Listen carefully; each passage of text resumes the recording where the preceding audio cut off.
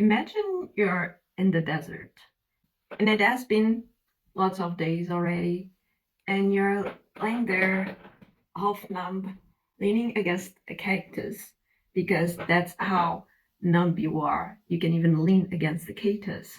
And then all of a sudden, you receive some pushes, and someone is shouting at you, and they are shouting, "Wake up! Wake up!" And with your eyes open, you look at them and you hear them say, "Wake up! You are really thirsty." And in your numbness, you are there thinking, "Yes, I'm really thirsty." And then look around and you realize that you're in the desert. So it's normal to feel thirsty. So I really like images with deserts. I think it's the perfect metaphor to what is happening now. And I was exposed to a couple of examples recently. I finished reading a book called Moral Ambition by Rutger Bregman. And I really enjoy reading that book, above all because it reminds us that we are not alone. People trying to find a more purposeful way of living, including what they do, their activities and their jobs, are not alone and are not as few as you may think by reading the feeds of LinkedIn or other social networks.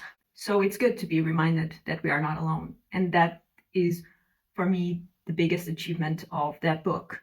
Having said that, just came across a post by Daniel Pink about the need to find purpose and not passion in life. And it gives you like 7 steps to find your purpose.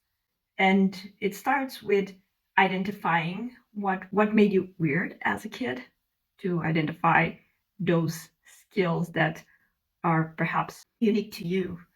And it goes on to other steps and other tasks like identifying what gives you a state of flow, or the one that I would start with, which is identifying where you can make the most contribution. But this is similar to what happens with Rutger Bregman. I think this is focusing on shaking up the desert dweller to tell the desert dweller that they are thirsty. They are so numb that they may not even realize that they are thirsty. So that's a valuable action. It's not very comfortable to receive that shake up, but I can totally see the value in making the desert dweller understand that they are thirsty. But they stop there in that kind of individual pursuit of purpose, and not necessarily on the conditions that make that purposelessness so pervasive.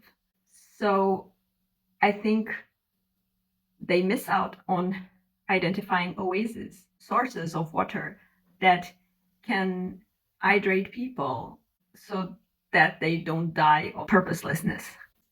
And the future well-hydrated people could expand those oases until the desert area is reduced. So I like Daniel Pink. I mentioned his research on drive and how autonomy, mastery, and purpose are important in my own book.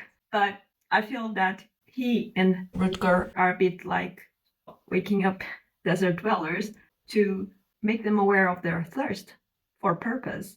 So increasing the demands for purpose without increasing understanding the supply of purposeful opportunities is a bit like waking people in the desert to tell them they're thirsty without addressing the reasons why the desert is desert.